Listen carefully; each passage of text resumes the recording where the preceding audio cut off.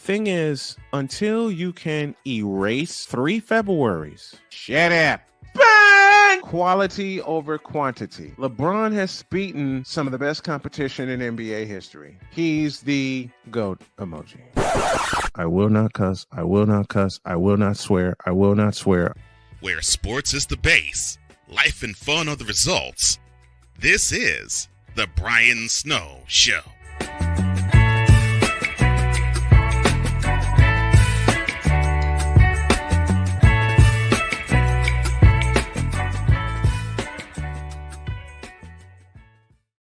Good afternoon to every one of y'all watching and listening. This is indeed the Brian Snow Show on this Tuesday. Lots to do for you over the course of the next 60 minutes. I will have Mike Debate join me to talk all things NFL draft and the divisions, I beg your pardon, that we're going to concentrate on this afternoon are going to be the East divisions, the NFC East and the AFC East. And let's not waste any time. Please welcome our senior insider for Snowman Multimedia for the NFL and the host of the Locked On Patriots podcast, part of the Locked On Podcast Network, Mr. Mike Debate. Good afternoon, my friend. Great to have you. Good afternoon, buddy. Always an honor, always a privilege. You know, I enjoyed it so much yesterday, figured why not come back and do the same thing today, just different teams this time. Yep. There are 2 divisions we're going to look at, and we're going to dive right in. Let's get to the NFC East with the draft coming up this Thursday night. And boy, there's a lot of work to be done. We're going to start with the Washington Commanders. Where do they begin? Where do they begin to repair the damage? And there's a lot of it that's happened to that team over the years because of ownership, because of bad drafting, because of any and everything. Where do they start? Well, I mean, that's the ultimate question with the Washington Commanders. There's a lot of places to start. I mean, and really, to be totally honest with you, if you mention just about any position or any area, you're really not going to be wrong. The only question is, where are you going to be a little bit more right? They need definite help at the cornerback position. There's no question. But you also look at it, and I think they need to start at the offensive line, Brian. We talk about this all the time. You can talk about installing new quarterbacks. You can talk about installing new talent at the skill positions. And all of those, I think, are going to be, up for grabs when it comes for the Washington Commanders. But if they don't protect whoever is throwing passes in that backfield, it's not going to matter who's out there to catch them. It's not even really going to matter who's out there throwing them, because they're not going to have the time to be able to complete it. So if I'm Washington, I'm looking at that.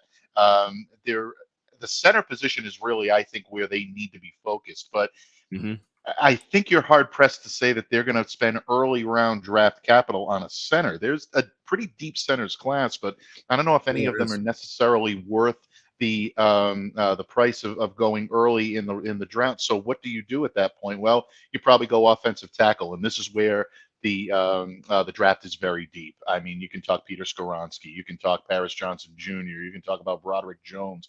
These are all guys that can come in and change the complexity of an offensive line. So if I'm Washington, that's where I'm starting, but you can't leave out defense as well. And I think cornerback is right there at the top of the list of their needs.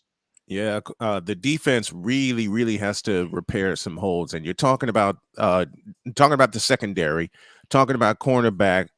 Who do you have your eyes on for Washington? Washington, in my opinion, there's a couple of guys that can come in here and fit very well into what Ron Rivera likes to run in terms of his defensive style.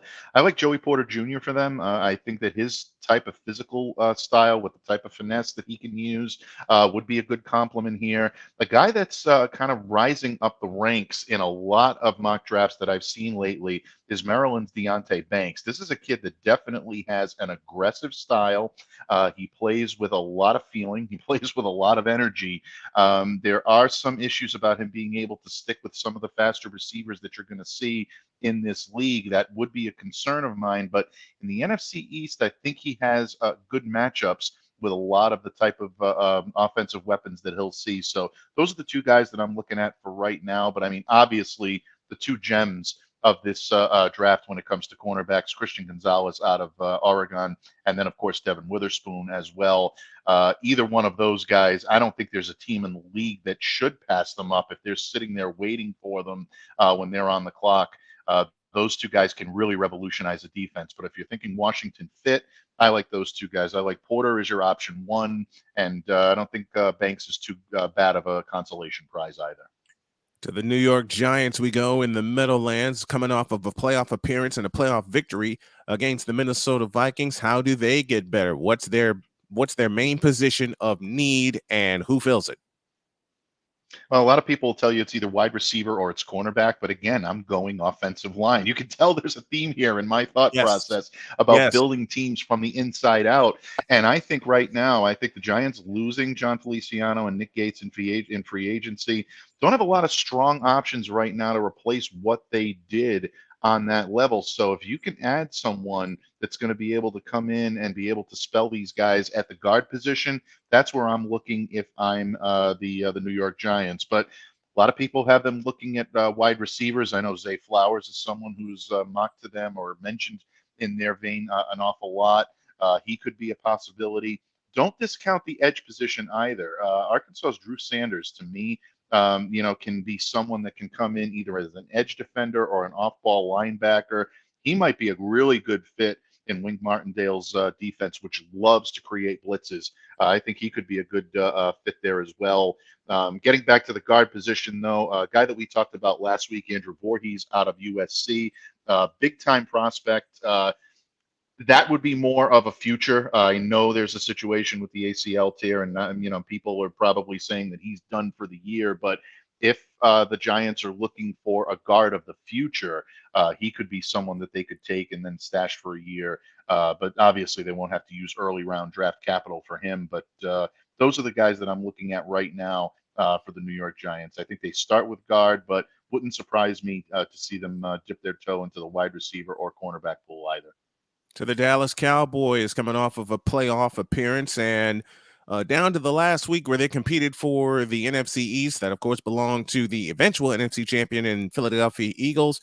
Man, even though Dallas went 12-5, you look at some of the games that they lost, and I'm outlining the game in Jacksonville.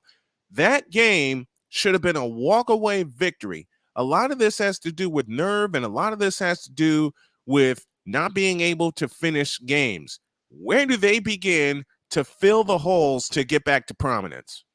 Well, naturally, you hear a lot of rumors about the Dallas Cowboys trying to fill the shoes left behind by Ezekiel Elliott, and everyone in Dallas right now is loving Bijan Robinson. They love to think about him being a member of the Cowboys. I don't see him falling to 26, so I don't think that's an issue there. If they want him, they're going to have to trade up for him. But to be totally honest with you, Brian, I think their needs. I would put 3 needs ahead of running back right now if I'm the Dallas Cowboys. That's how much faith I have in Tony Pollard being able to carry the load as the feature back in that offense. Defensive tackle, linebacker position, and the center position. I think that's a lot of forgotten problems that Dallas has had in years past is backfilling and getting more depth at the center position that they can use. Bidas is entering a contract year. Tyler Smith is eventually going to move on from the guard position to the tackle position. That's going to create some holes on that offensive line, which was serviceable for the Cowboys last year. So I know in terms of defensive tackle, that's a position that I mentioned prominently. I know they'd love to have Kalijah Cansey fall to them at number 26. I don't think he's going to.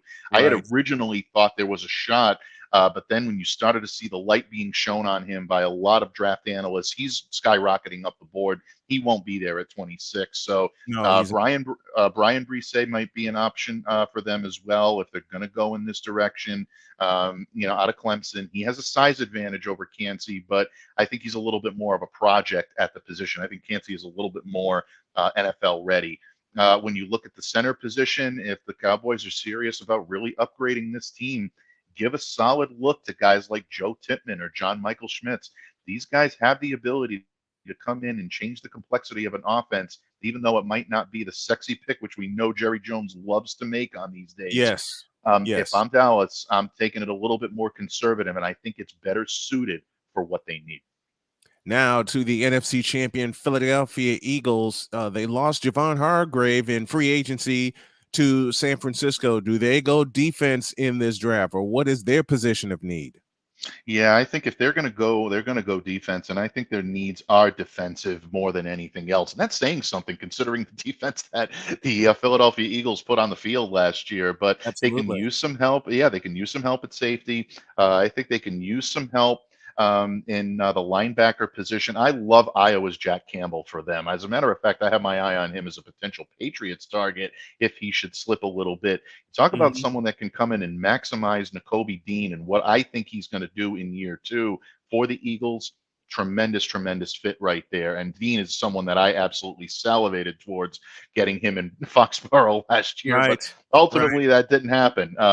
But I like him. Obviously, Jalen Carter is someone that you have to keep your eye on. If he falls, and there's significant concerns from a lot of teams out there in the league about his off-field stuff, I could see the Eagles definitely jumping at the chance, maybe even to move up to grab him if he continues to fall down the line. But that's someone that I'd look at for them at the safety position. Sidney Brown is a great athlete. He can handle a lot of different assignments. The Eagles love to mix their coverages. They love to mix their assignments up. If Sidney comes in, he's a little bit undersized, so you're going to have to really project what type of defense you want to put out on the field and maybe tailor make that backfield to him a little bit more. But I think he could thrive there as well. So, from wants and needs, I think, box safety, linebacker, and defensive tackle are probably going to be the way that the Eagles are going to shape up. And then I think they'll look to backfill some of the offensive holes they have in the mid to later rounds. We're just getting started here on our draft preview East divisions today, and we may have a bonus division to look at, and that is pending the time. Back in a minute. So this thing called sports, it has fans again. It has full stadiums, full arenas, and more. And you want to be a part of it, don't you? Of course you do. If you begin to scour the resale market, there will be tickets available. And what you need to get those tickets that you want so badly is SeatGeek. SeatGeek is the app available to you that lends a hand in helping you get the tickets that you want for the events that you want. SeatGeek rates the tickets on a 1 to 10 scale, and the best part is the tickets are vetted for authenticity, so you know what you are getting and you know you are not getting scammed. And now you can save even more by using the code SNOWMAN and getting $20 off with your very first purchase. Yes, you can do all of that with the power of SeatGeek, helping you get to the games that you want, so you fans can fan. So let's all fan.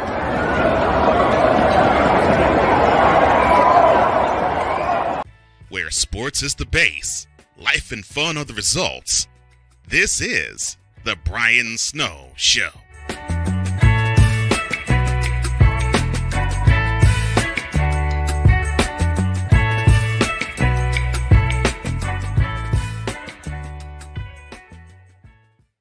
$16 after the hour. For those of you listening across our radio networks, we thank you. And for those of you watching on CSTV and CSTVnow.com, out of Reno, Nevada. Yes, we are in the West, and we love you for tuning into our program that's powered by Snowman Multimedia and powered by Invader Coffee. Mike DeBay joins me. Let's go to the AFC East as we are breaking down everything. And if you get a chance, Mike, I'd love to have you Thursday night, when my draft special kicks off. I'll talk more about that at the end of the program. Let's start with your New England Patriots. So much went right, but so much more went wrong. And you can highlight the quarterback position, but if I know my buddy Mike as well as I do, and as much as I love him, I know there is a big position of need along that front five. And it's offensive tackle. You can hear and you can read all the pundits in the world, national mostly, that'll tell you the Patriots' biggest need is at the cornerback position, or it's at wide receiver, or the Patriots need to add another tight end. I've even heard that, despite having Hunter Henry and Mike Gesicki on this roster. Yeah, I've heard that too. Need that big pass catcher. I'm not saying that they don't need any of those positions, folks, but it's not going to matter if it's Mac Jones, if it's Bailey Zappi, or if it's Trace McSorley. Who knows? Stranger things have happened, Brian. I'm not counting anything out. Throwing passes in that backfield for the New England Patriots. If they continue to struggle along the offensive line the way they did last year, not going to matter who's throwing the passes. Nobody's going to be there to catch them. Nobody's going to be there to throw them. So they need to address that. Guys that I have my eye on for the New England Patriots, my pie in the sky for this position is Peter Skoronski. I know the arm length is a big concern for some Patriots fans, but I think this kid is adaptable enough to be able to switch his style, adapt to his style, and play a solid offensive tackle either on the left or on the right. Depending on where you think he's going to be more effective, Trent Brown can move over and play the opposite side. So I like him. Broderick Jones is someone that I think would fit well into this system. Another versatile, very high motor, high energy. I think the highest ceiling out of any offensive tackle in this draft might be a little bit more of a project. I think the Patriots need more of a pro-ready player. That's why I go with Skoronski. But if you're looking for the future, Broderick Jones is a tremendous consolation prize, and I don't think Patriots fans will be upset with that. Paris Johnson Jr. is a guy I'd love to see with his athleticism, his ability. I don't think he's there at 14, and I don't think the Patriots are moving up in the first round. I think that for anything, they'll move down. So if that's what they do, and they do move down, Darnell Wright out of Tennessee is a guy I'd love to see here as well. Versatility, can play either side, very cerebral. We talked about this yesterday, and cerebral players at the Combine, when we asked him about his preparation for guys like Will Anderson, he had notes on his cell phone, Brian. He took the cell phone out and started reading his notes that he made months in advance, weeks in advance of facing these guys. And that to me is a Patriots player. If he ends up here, Bill Belichick is going to mention that in his post-draft press conference of one of the reasons why Darnell Wright was a target. So that to me is their biggest need, but cornerback is right there on its heels. And I think the Patriots also need to address the wide receiver position with the linebacker / edge, off the ball linebacker / edge rusher being a very distant fourth at this point for their needs. We're going to actually have time to do another set of divisions. We'll tell you the divisions that we're going to focus on later. Now to the New York Jets, who finalized, and I repeat, finalized the trade for one Aaron Rodgers. And immediately that poses a question. Ryan McCarthy joining us from Saratoga, New York. He says, with the Jets and Packers swapping picks, does this change the Jets draft methodology, or do you think they're still leaning towards offensive line? I would like to think they're still leaning towards offensive line with the acquisition of Rodgers. Yeah, they should be. I mean, now you have the quarterback. You can't blame the Jets' woes on quarterback play any longer. Regardless of what you think Aaron Rodgers has left in the tank, he is still one of the elite quarterbacks in this league, and he will continue to be. And he's got weapons around him. There's a number of guys on that Jets team that can make plays and that can make life very difficult for opposing defenses. But again, Brian, it goes back to if you don't have the proper protection, not even Aaron Rodgers, who's aging now. He's not the same Aaron he was 5 years ago, where he can mask problems along the offensive line, be elusive, use his legs, get out of the pocket, make plays happen, make throws on the run. He's not doing that as much anymore, quite simply just because he can't. Not that he's not capable or anything, or he just forgot how to do it. It's just, the flesh is sometimes not as willing as the spirit. So when you look now at what the Jets will do, I know they were very heavily involved from sources that I've spoken with close to the Jets. That they were very heavily interested in Peter Skoronski. I think that's off the table now. He does not get by New England at 14 if he's still there. If the Right. Jets decide they want to move up, they've really kind of exhausted all of their draft capital in trying to get Aaron Mhm. Rodgers in the house. So now, what are you looking at?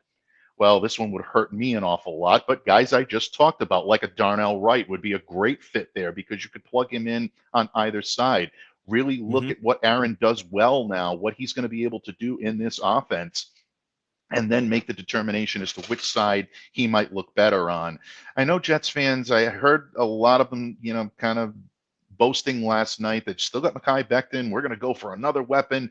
I don't think Mhm. that's the smart move here for the Jets. You need to protect Aaron Rodgers, and that's where I'm going with this. So a lot of the same names that I mentioned for the Patriots, I think would be great fits with the Jets as well. Speaking of protection, we go to the Miami Dolphins, and they need some help along the offensive line because Tua got pulverized last year, suffering 3 concussions in a span of 14 games, and somehow he's living to tell the tale. You got to go off. If you're Miami, you got to go offensive line. Yeah, and you got to go irresistible force, immovable object if you're the Miami Dolphins. You need someone that's capable of really locking down opposing defenders with sheer size, sheer force. And a guy I'd love to see them take a look at is DeJuan Jones out of Ohio State, one of the biggest guys in this draft, tremendous wingspan. I think everyone at the combine was wowed by the fact when he spread his arms out wide and you looked at how much ground he can cover. You're not going to move this guy if you really want to. I mean, you're going to need, as you know, they would say in Jaws, Brian. You and I are old enough to remember that movie. They're going to need a bigger boat to move this guy around. He's Yep. that good. And if you can get someone like that to be able to provide the protection that Tua is going to need, that's where you go in this draft. Now, DeJuan is a little bit of a project, so I'm not going to sit there and say he's going to solve all of their problems all at once. I still think they should backfill with some veterans out there once the second wave of free agency is ready to begin. But if you want electricity, this is a guy that can bring it to you. I also think that the Miami Dolphins might be in the tight end market as well. With Gesicki gone, they're going to need someone that can come in, really, I think, electrify this offense a little bit. There are plenty of tight ends available in this draft. It's a very deep tight end class. Tucker Kraft out of South Dakota, I think, would be a really good fit here in terms of a guy that can block, he can get it open, he can run routes. He's kind of one of the more complete packages. I can see the Miami Dolphins maybe taking a flyer on him in the mid rounds, but early on, I think they go offensive line as well. You mentioned the one tight end name that I have been salivating over this in this entire draft, and that's Tucker Kraft out of South Dakota State. Kind of reminds you of another South Dakota State tight end who's now gone to become a Pro Bowler. His name is Dallas Goddard. South Dakota State Absolutely. produces some athletes. You and I have talked about Dallas Goddard even before he was drafted. The little known players. 2 picks that we nailed on the button back-to-back years, both going to San Francisco. Deebo Samuel being one, the other being Javon Kinlaw, especially after they made the move and moving to DeForest Buckner. See, it's those picks right there that you don't expect to do well, but they are doing well. Speaking of doing well, the Buffalo Bills need to solve a running game problem, and they need to solve it fast. Yeah, they absolutely do. I love Damian Harris. I've had the opportunity to cover him up here for 4 years in New England, and one of the most high energy players you'll be around, brimming with positivity. He's going to be a phenomenal teammate. Dare I say, he might be one of the most popular guys in that locker room. But Mhm. it pains me to say this because I love Damian. He's not a running back one. He's not. He's going to be a good option to be able to spell. You've got Cook on that line that can do, some stuff as well, that can run behind a solid offensive line. But the Buffalo Bills need to address that running problem. And where do you go? Bijan Robinson is not going to be there at 27 when these guys are Mm-mm. ready to pick at the first, opportunity that they'll have to throw their hat into the ring. So now do you look at someone like a Jahmyr Gibbs? We mentioned him last night. He could be a very good fit here. Charbonnet is someone that could come in and be a solid runner for the Bills. If they decide against going a running back, and again, I would probably think that that's their biggest priority, then you're going to have to look at probably offensive line with them as well. Maybe shoring up some of the tackle position, especially.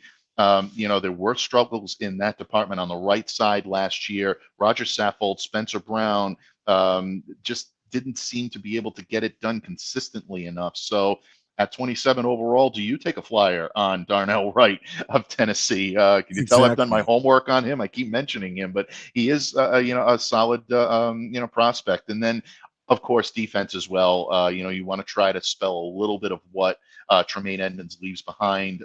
Jack Campbell, Trenton Simpson is another guy that you could take a look at as well for the Buffalo Bills. But I agree with you. My priority, if I'm Bean and that general managing core in Buffalo, I'm looking at the running game first. Let's go to the NFC North. We'll finish up with the AFC North after the break, but let's go to the NFC North. And you got to start with the team that traded out of the number 1 pick and now has the number 9 pick and has a slew of picks to go with them. Starts with a C, ends with an O. There's a Hickok in the middle. That, of course, is the Chicago Bears. What do they address first? Oh, good question. And I think a lot of people are going to give you different answers to this. If I'm the Chicago Bears, I'm prioritizing defense right now. I'm looking at either cornerback, I'm looking at defensive end.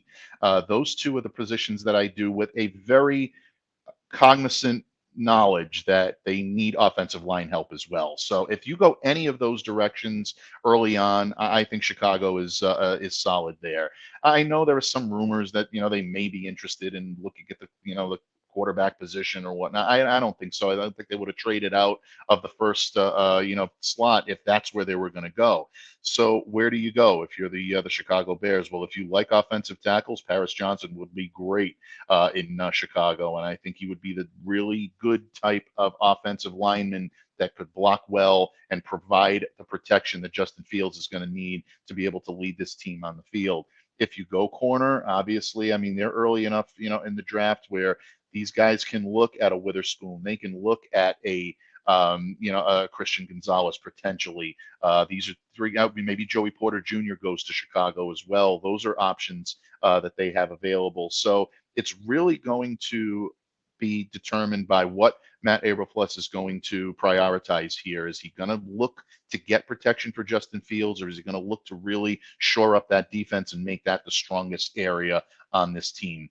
But with number 9, I think they've got some very interesting decisions made, because that's a point at the draft where you're going to see some players that maybe should have gone a couple of picks higher that are going to fall to that. Where do you go? Who do you pick up? Who's the diamond in the rough that slipped to 9 that should have been taken a little bit earlier? That's where I think Chicago can shine in this draft. Let's welcome Eric Kwan via the chat. He agrees with you. Bears need offensive line to protect Fields, because you don't want Fields running for his life this year, as he's done the 2 years he's already been in Chicago. Let's take a look at the Green Bay Packers. Aaron Rodgers is now gone. He's with the New York Jets. It's Jordan Love's time. You got to go the same way, because that's an old offensive line they have in Green Bay. They got to get younger and they got to get faster.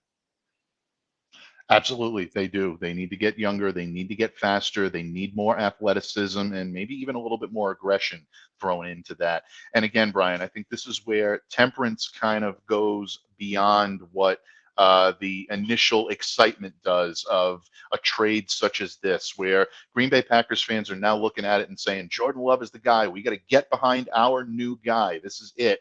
I felt it a couple of years ago when Tom Brady went to Tampa Bay. There was a palpable optimism, and I was really surprised behind Jarrett Stidham. And they thought that all right, we've got to, now it's Stiddy's time to go. And obviously, I mean, that never worked out. And Cam Newton came in, and there was, a lot to be said. But that's not going to happen in Green Bay. Green Bay knows who's going to be the successor. They're not guessing or throwing darts. They have to start building around Jordan Love. And I know there are holes at wide receiver and holes at tight end, but Green Bay needs to address the offensive line, and I think they still do. They've moved up now into 13. All of a sudden, Peter Skoronski is looking like a hell of a pick for them. Well, I'll tell you, it would break my heart if he's there at 13 and comes in and they steal him away from the New England Patriots. But that, to me, that's a great pick for them, and someone that could come in and instantly transform what that offense is able to do with the proper protection for Jordan Love. A team that could come in and steal picks or steal players. Remember what San Francisco did to the rest of the league in snatching Christian McCaffrey in basically a midnight trade. Just throwing it out there. So the Detroit Lions, the most improved team in the division. What do they need to get them close to or over the top to win the division as they did in 1991? Defensive help. I mean, I know Lions fans are talking about maybe Michael Mayer coming in as the tight end one of this class, but they're going to need someone that can come in and help them improve against the run and against the pass. This was a team that struggled last year in both of those departments. So I think with the defensive help that they're looking for, you look for that. You've got 6, you've got 18, you've got an opportunity to really bolster that area in the first round of this draft. Or you could split 50-50 and say, I'm going to go defense at 6, going to go offense at 18. I could see them going with a tight end at 18. Again, this is a very deep class and a lot of guys that could come in and play well there. But I think they prioritize defensive end or the linebacker position right off the bat. If he's there at 6, I tell you, Tyree Wilson out of Texas Tech is someone that I think would fit great with Dan Campbell. I think this would be a good opportunity for them. Mentioned, Trenton Simpson before with, out of Clemson. But this could be an opportunity for them to really shore up that defense. And I think that's where they need to focus their efforts. Last but not least in the NFC North, Skol Vikings, the division champions who lost a playoff game at US Bank Stadium. Yep, you can blame a lot of that on Kirk Cousins, but they too have some missing pieces. And now there's the dangling carrot of Dalvin Cook going elsewhere. Wow. Explain that one. Yeah, I don't think a lot of people could. It's, to me, it's jettisoning the very core of your offense at that point. And I say that with all due respect to Justin Jefferson, who, by the way, is actually my favorite wide receiver in the NFL right now. I absolutely love watching him. One of the few guys that I can watch as someone who covers the Patriots and was a lifelong fan of that team, kind of torch them on Thanksgiving night and not be upset by what I'm seeing, just envious that Minnesota got him. And again, my draft crush unrequited a few years ago for the New England Patriots. But the one thing that I think a lot of people have to remember about Minnesota, they're going to have a new defensive coordinator, someone I know very well and have covered for a long time in New England, and that's Brian Flores. This is someone who leans on man coverage more than any other coach I've ever covered. So the Vikings may actually be looking for a more specialized cornerback than a lot of the teams out there. Don't be a bit surprised to see Minnesota look at a cornerback at number 23. We talked about Deonte Banks. I'm going to throw a little wrench into this, and I think a lot of people are going to say, oh, this is a big-time reach because of the problems that he had with injury. But Syracuse's Garrett Williams is someone I've been keeping a very close eye on for the New England Patriots. He's very good at squaring up on the outside and going toe-to-toe with a wide receiver, an alpha wide receiver. So if that could allow the Minnesota Vikings to say, you know what, we're not going to worry about how much that's going to knock him down draft boards, they may be looking to someone that can make an immediate impact. This is a Brian Flores type of player. If he's going to have influence in that draft room, this could be interesting. So don't discount that if you're a Minnesota Vikings fan. But that being said, they do have needs at wide receiver, linebacker. I could see them going there as well. But I think they go corner in this draft with the high-end depth that you have available, especially to them at 23. We're going to go west and look at both the West divisions. I know we broke one of them down, but we're going to do it again as we break down all the teams, and we'll save the South Division teams for tomorrow, and then Mike and I will reveal on Thursday our picks and who does what. Our draft coverage continues after this on the Brian Snow Show. Here's an important message from the Diabetes Solution Center. Do you like pricking your fingers to test your blood sugar levels? No one does, but it's important to maintain your health. And now, by wearing a small remote device called a continuous glucose monitor, or CGM, you don't need to prick your fingers anymore. It's easy to use and helps you make more accurate diabetes treatment decisions. If you are testing your blood sugar 3 or more times daily, injecting insulin, or using an insulin pump, call the Diabetes Solution Center right now. And if you have Medicare or most major insurance coverage, you may be able to get a new CGM at little to no out-of-pocket cost. Shipping is free, and we'll even bill your insurance company for you. If you are testing your blood sugar 3 or more times daily, injecting insulin, or using an insulin pump, call the Diabetes Solution Center right now to learn how to end the painful finger sticks and get your own continuous glucose monitor, or CGM, at little to no out-of-pocket cost. Where sports is the base, life and fun are the results. This is The Brian Snow Show.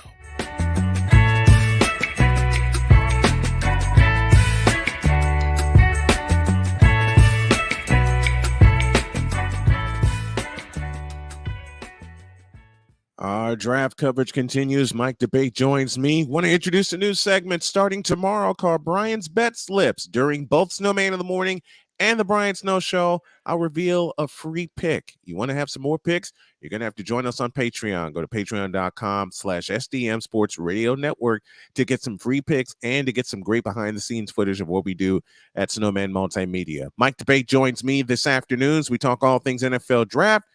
And let's go west. We start with the AFC West. And I know they're the Las Vegas Raiders, but they're the Los Angeles Raiders as far as I'm concerned, because they should have been in SoFi Stadium. That's an argument for another time. Where do the Raiders start? That's a good question. Knowing Josh McDaniels the way I've come to know him in the years that I've had an opportunity to cover him, he's going to go defense. He's going to go defense in this draft because I think he realizes that there are some young players that he can come in, or that can come into Las Vegas and be able to assimilate into the type of system that he wants to run on both sides of the ball. Right now, Divine Diablo and Robert Spillane are going to be their veterans at linebacker. That's not going to cut it if you want to try to compete, especially in that division. So if the Raiders are at number 7, where do they go? Do they go, with a cornerback? Do they try to revamp that area? Christian Gonzalez, I think it would be a great fit there. Devin Witherspoon would be another great fit as well. These guys are top of the line players that I could see them taking with 7. Brian, I hear a lot that they're going to be in the quarterback market. I don't necessarily know if Anthony Richardson is a perfect fit in a Josh McDaniels offense. I don't think he is. To tell you the truth, if they're going to go quarterback, I could see them taking the flyer on Will Levis because he's the type of quarterback that can succeed in a McDaniels type offense. The type of offense that's vertical routes, quick reads, get the ball down the field, give it to the short area completions, screen passes on third, fourth down, which drove people nuts up here in New England. But Levis can do it. But he also has the arm to be able to get it downfield, where not a whole lot of his quarterbacks actually did. So this could be interesting to see how he plays this. But I think it's either linebacker or cornerback in the first round for the Las Vegas Raiders. And I think they go with one of the two corners. If my gut tells me anything, I think Devin Witherspoon is a guy they're zeroing in on. Now to the Mile High City and the Denver Broncos. You talk about quarterback woes. There you go. Yeah, absolutely. And I think they will be eager to take a look at that. But don't forget, I mean, you're talking about a team that's not scheduled to pick now until It's somewhere in the 60s, I believe, is their first pick that they're going to have. So you're kind of going to have to look and see what's available, what they're going to be able to get at this point. I think they will take a quarterback with one of those, picks. 67, 68, and 108 are going to be their first 3 picks. One of those, I think, will be a cornerback. But do they go outside linebacker? That's a need for this team. You're going to need some, quicker, some, 3-4 ready linebackers to come in. Now that Vance Joseph is back in the fold, he's their defensive coordinator. So that's something to consider. But don't discount the center position as well. You and I talked about the fact that this is a very deceptively deep center class. Nobody talks about it because it's the center. It's not really a marquee, sexy position. But these guys are as important as anybody to an offense, and I think they could be, because Javonte Williams, that knee injury just does not sound good to me. And I'm not liking the fact that he's going to see a lot of time this year or any. So you definitely need someone to come in and someone that can play and protect Russell Wilson and try to figure out where they need to go from there. And running back is also one to keep your eye on as well. Someone that can, maybe come in and be a third down or a receiving back. Kendre Miller, Tank Bigsby could be guys that I could see them taking the flyer on in those rounds. To the San Diego Chargers. Yes, I know they're the Los Angeles Chargers, but Mike and I hold a very special place in our heart for the San Diego Superchargers. And they made the playoffs. And then they lost to Jacksonville in Jacksonville when they held a 27-0 lead. So a lot of this is going to depend on the coaching staff and the nerve that they have to get to get this right. But what is their chief position of need, and which way do you think they'll go? Well, I read an awful lot that their chief position of need is wide receiver, and I get it. People want to see them add to the stable of weapons that Justin Herbert can, throw to and be able to maximize his abilities. I get it. At number 21, they will have options there because this is a deep class. Zay Flowers is someone that I think could slip to them at number 21, and I know Herbert would love to be able to utilize this kid because he can play in the slot, he can play on the outside. You want to talk about cerebral players. When he came up to visit New England for his top 30 visit, Brian sat in a room with Bill O'Brien for a number of hours before that meeting took place, just going over what the steps are to an NFL-ready offense and how to transition from the college game to the pro game. So this kid's doing his homework. He's putting in the time. I mean, I'd love to see him stay in New England because he's a hometown guy with Boston College, although he's technically not from here. I know he's from Florida, but Right. digressing, that could be a need because Keenan Allen, as much as I've loved Keenan and I've covered him during my time on the Chargers beat, he's not getting any younger either. And he also has struggled with injuries in the past. So that's an area to watch out for. Defensive tackle, I think, is something that they could use to shore up that defense a little bit. And cornerback, even though J.C. Jackson has vowed he's going to come back and make this a year that will make everyone forget last year, and he's got the skill to do it. He's a very good ball hawk. I think they could use some help in that department as well. So Chargers have a number of areas to go. And always, you can never, ever go wrong with finding depth on the offensive line, too. I could see them shoring that up, getting some swing options at guard and tackle to protect Justin Herbert for the foreseeable future. To the Super Bowl champion Kansas City Chiefs. They're pretty loaded as it is, but how do they stay loaded to defend their title? Yeah, what do you get for a team that already has everything, right? But their first pick is going to be at number 31. Obviously, they're on the tail end of the first round. But I'm seeing a lot of notes that wide receiver is a big need for them as well. And they went from replacing Tyreek Hill last year with Valdez-Scantling and Smith-Schuster. So Juju is now in New England. What do you try to do? Do you try to keep that momentum going and try to make sure that they, have a weapon and a solid weapon for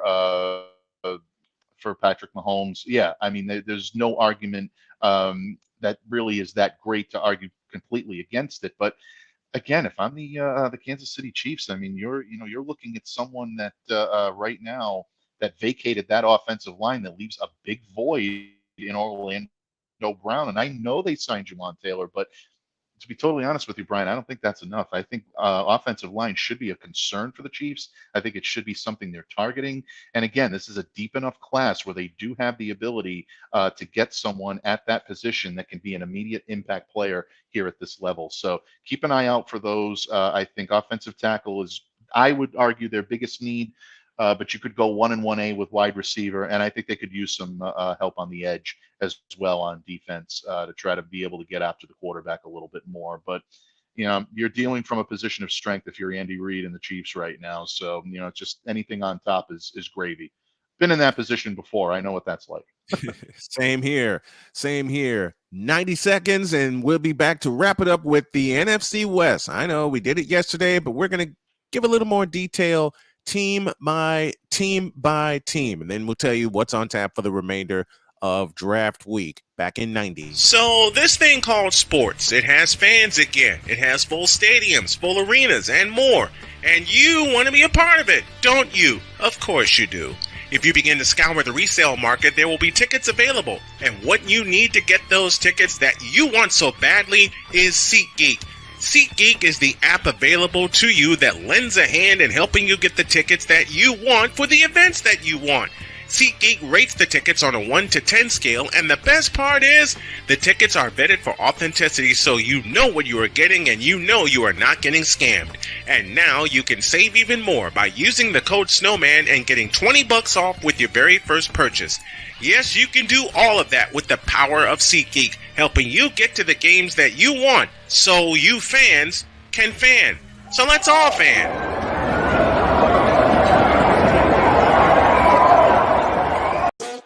The original Think Drink is back. Level up with proven ingredients formulated to crush your competition. No gimmicks, no jitters, no messing around. Just high-potency results that keep you moving day or night. There's a new nerd in town, and we came to play. Nerd Focus, smarter than energy. Where sports is the base, life and fun are the results. This is The Brian Snow Show.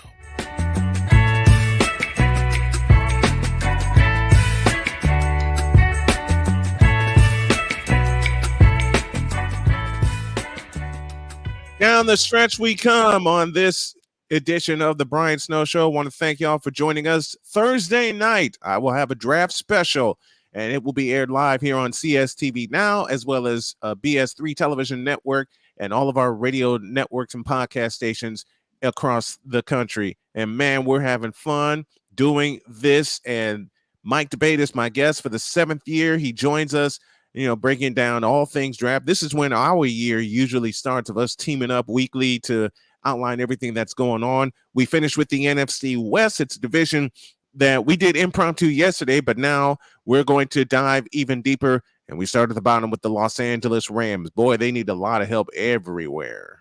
Yeah, they really do. And we talked about this yesterday, the possibility of them going with a running back.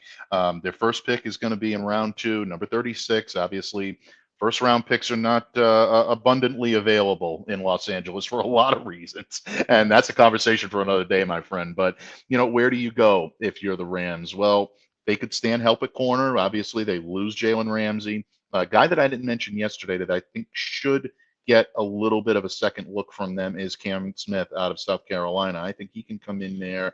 He's a good coverage corner, the highest actually graded of any cornerback in the draft by Pro Football Focus. I think he could really take a little bit of pressure off of some of that secondary, and he's pro ready.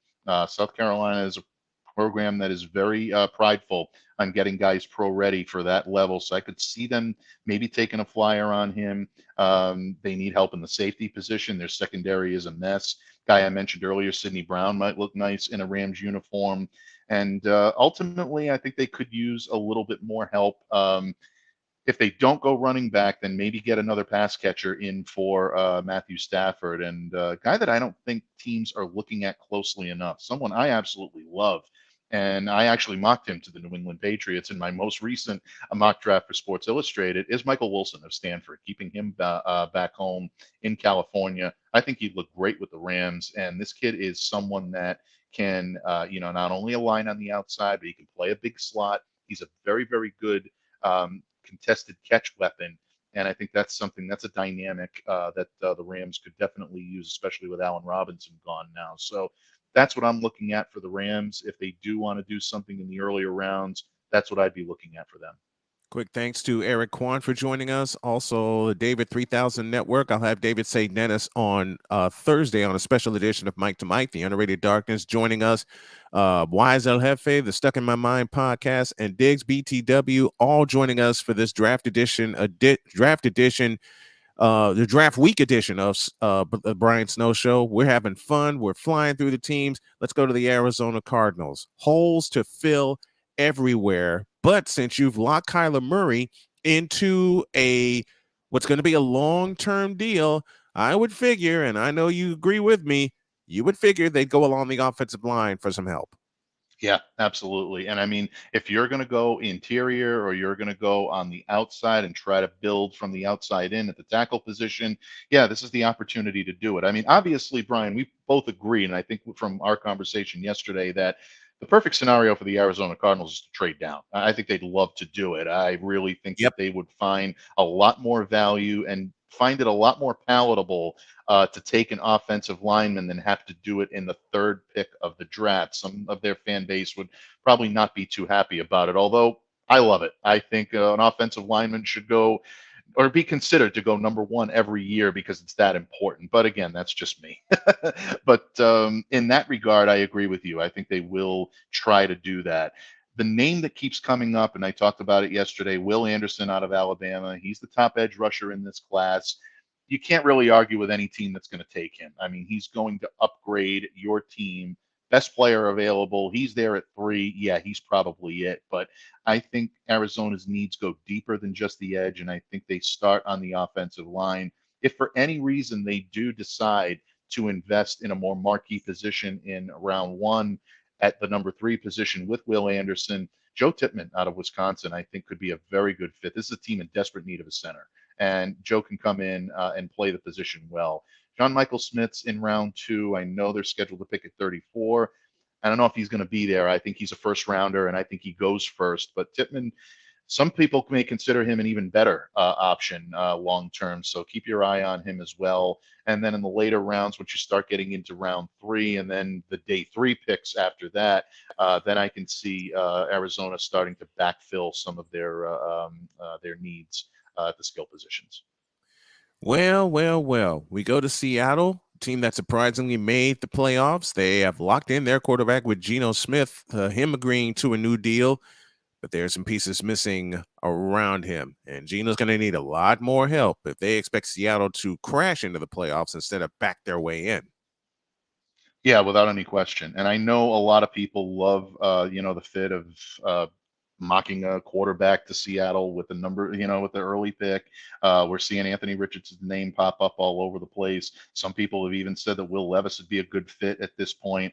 Uh, I'll be very honest with you. I don't think that that's a solid use of what they need. This team needs a little bit of defensive help. They need a little defensive attitude. And I mentioned Tyree Wilson yesterday as the number 2 edge on this draft behind someone like a Will Anderson. I think he could be a great fit for them with number 6 overall. If Seattle does, number 5 overall, if they stay at that position, he could be a very good fit for them. At 20, that's where I could see them maybe getting, a little bit of extra help along the offensive line. I could see them going with a wide receiver, someone to give, their quarterback an extra target. Quentin Johnston out of TCU could be an option that's available at that position as well. So there are needs that this team needs to address, but I still say that I would go defense before I'd go offense or quarterback for the Seattle Seahawks this time around. To the West Division champions for the 21st time, San Francisco 49ers, and their compensatory picks, and there are 7 of them, are going to really help them out because they don't draft until the 3rd round. But 99, 101, and 102 is where they can stack up their offensive line. And I have an off-schedule pick that they can really invest. And speaking of investments, they need to make some investments in their offensive line with the loss of McGlinchey. They need to make sure that is shored up. You don't know how much longer Trent Williams is going to be there, but they had early problems in the season, and it was across the front line. This is the time with them defending their division title, they can really make some hay in the 3rd round and really pick up some great offensive linemen in this draft. Yeah, without any question. And I think that they can pick one up. And one guy that I really, really like, and again, I spend a lot of time scouting Alabama guys because I have to. If you don't, Bill Belichick will chew you out on it if you get these wrong. So, he's very protective of Nick Saban in that program out there. Tyler Steen, the tackle out of Alabama right now, not getting a whole lot of press. There are a lot of people that have questioned his readiness in the NFL, but this is a guy that can really give you solid minutes at the left tackle position. And I think you look at the progression that he's made. He's playing a little bit more on pass block, a little bit more on run block each and every year. And the amount of you only allowed 2 sacks in 2022 after allowing 5 in 2021. So there's growth, there's potential there without any question. Only allowed 2 hits, did allow quite a few hurries, but if you're talking someone like a Brock Purdy eventually, or in the interim, either a Trey Lance or even a Sam Darnold, you're going to have to really kind of beef up that offensive line a little bit. So Steen is someone I would keep my eye on if I'm San Francisco. Not saying that's the way to go, but that's someone that I think could be a good fit in Kyle Shanahan's offense, especially along that offensive line. We've talked about different players before. Jackson Kirkland is someone that I like an awful lot. I think 102 is early for Jackson. I think you can get him in the subsequent rounds, but versatile offensive lineman that can either slot in, play guard, or tackle. These are the guys that San Francisco loves, and these are the guys that thrive in that system. They really, really value versatility. Got about 90 seconds left. Let's stay with the 49ers. What if they take a flyer on someone like either, and we talked about this yesterday. What if they take a flyer in the later rounds on either Max Duggan or Stetson Bennett to really throw a monkey wrench into the NFC West? Yeah, I think they could do either one. And in my opinion, what that would do is that would solidify their commitment long term to Brock Purdy, because both of those guys have very similar skill set to what Brock brings to the table. If you're bringing in a quarterback that plays in a similar style, you don't want to deviate from that too much. You want continuity.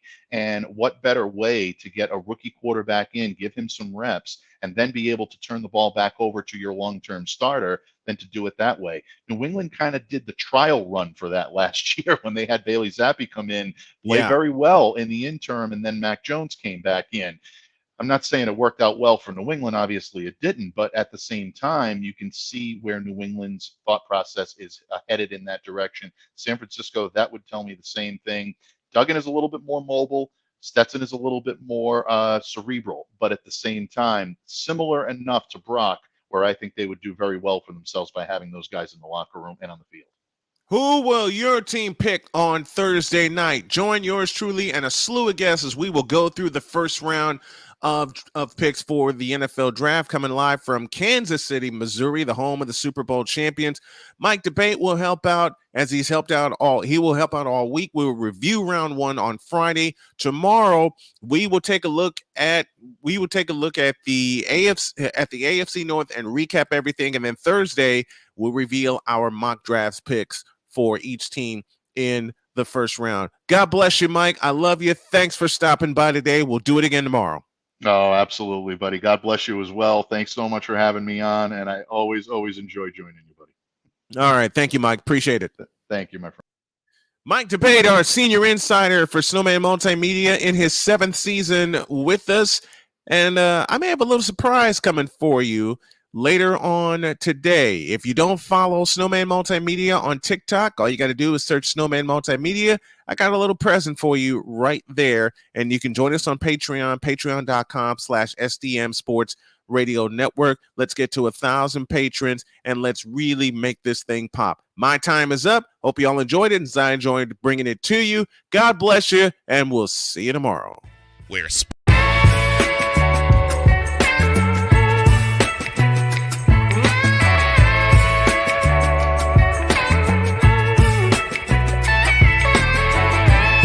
Thank you for tuning into The Brian Snow Show, where sports is the base, life and fun are the results.